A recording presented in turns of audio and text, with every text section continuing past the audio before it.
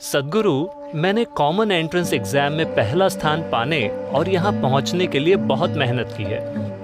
मगर मेरा भाई कहता है कि मेरी किस्मत ने मुझे यहाँ भेजा है। तो मैं यहाँ अपनी किस्मत की वजह से हूँ या अपनी मेहनत की वजह से? आपका भाई कहाँ पहुंचा है?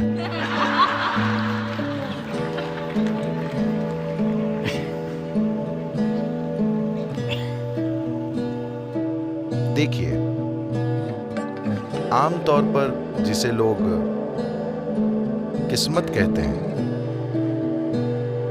उसे दरअसल वे खुद बनाते हैं, लेकिन बिना जागरूकता के। जब मैं कहता हूं बिना जागरूकता के,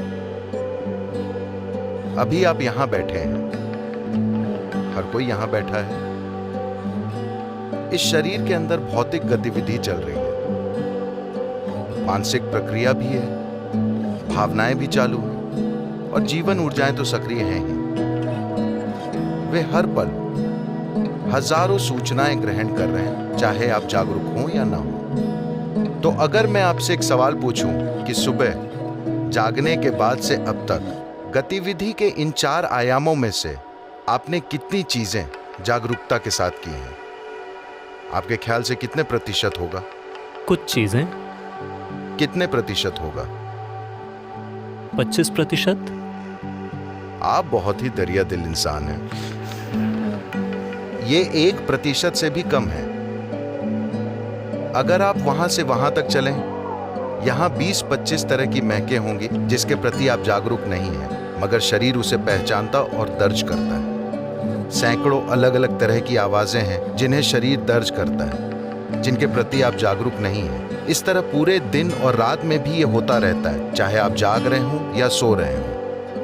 When you are only conscious of less than 1% of your activity, definitely life will look like an accident. जब आप अपनी गतिविधि के 1% से भी कम हिस्से के प्रति जागरूक हैं, तो जीवन एक संयोग की तरह ही लगेगा। जब 99% चीजें आप अनजाने में करते हैं, बिना जागरूकता के, तो निश्चित रूप से जीवन संयोग की तरह ही लगेगा। अगर ये संयोग, मान लीजिए कि कोई सड़क पर गिरा और उसके सिर पर चोट लग गई, उसके बाद अचानक उनका गणित अपने आप बहुत ही शानदार हो गया। मगर यह सिर्फ एक घटना थी।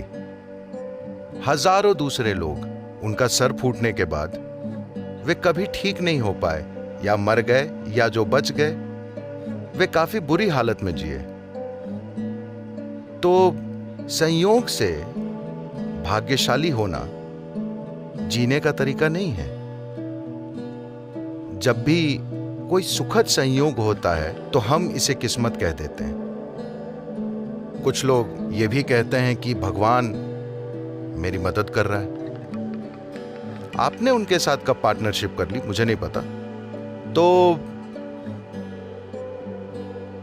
मैं आपको एक कहानी सुनाऊं, चलेगा?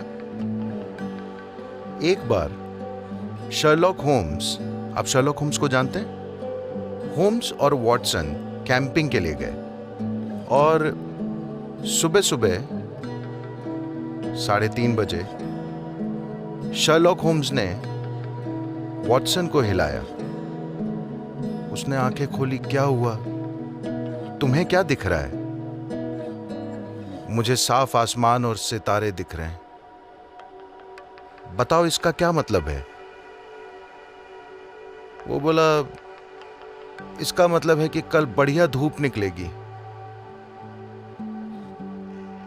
तुम्हारे लिए इसका क्या मतलब है? इसका मतलब है कि किसी ने हमारा टेंट चुरा लिया है।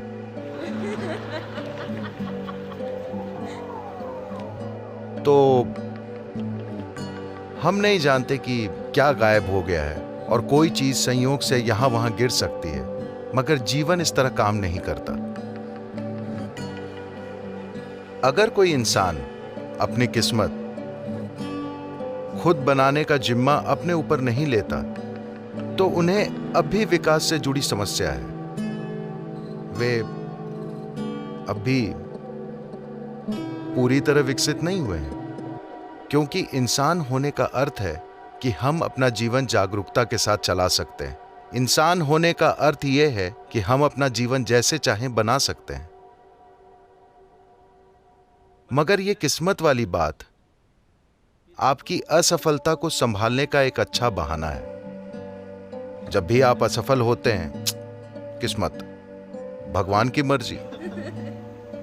ये लंबे समय से चलता रहा है। ये इस संस्कृति की मूलभूत प्रकृति नहीं है। इस संस्कृति में प्राचीन समय से ही हमने आपको सिखाया है कि आपका जीवन आपका कर्म है। हाँ या ना? किसी ने नहीं कहा कि ऊपर एक भगवान है जो आपके लिए चीजें करेगा। हमने हमेशा आपको बताया है कि आपका जीवन आपका कर्म है, यानी कि अपना जीवन आप खुद बनाते हैं। कोई सितारे आपका जीवन तय नहीं करते, आप करते हैं। हम पर लाखों प्रभाव पड़ते हैं, मगर उससे हम क्या बनाते हैं ये हमारे हाथ में है ना। हमारी ओर क्या फेंका जाता है ये हमारे हाथ में नहीं है। हमारे रास्ते में क्या आता है वो हमारे हाथ में नहीं है, मगर उसे हम क्या बनाते हैं 100% हमारे हाथ में है। मैं आपको बताना चाहता हूं, जब मैं पहली बार कोयम्बतूर गया और हमने योग केंद्र की स्थापना शुरू की, ये देश कुछ ऐसा है, बड़ी विचित्र बात है। आज सभी तालियां बजा रहे हैं, मगर उस समय बस अफवाहें ही अफवाहें। अरे ये लोग ड्रग्स लेते हैं, ये कुछ और करते हैं, ये जंगल को बर्बाद कर रहे हैं, ये बाघ मार रहे हैं, हाथी मार रहे हैं, हर तरह की अफवाहें। मीडिया भी इस तरह की चीजें लिख रहा था। फिर शहर के 100 महत्वपूर्ण लोग मिलते हैं और कहते हैं ये योग बीमारी की तरह फैल रहा है।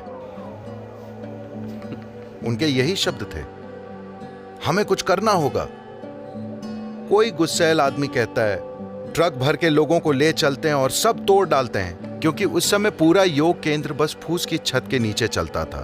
तो उन्होंने तय किया कि वे वहां आकर सारी चीजें तोड़ डालेंगे। आज ये देश के सबसे प्रमुख स्थानों में से एक है, ठीक है।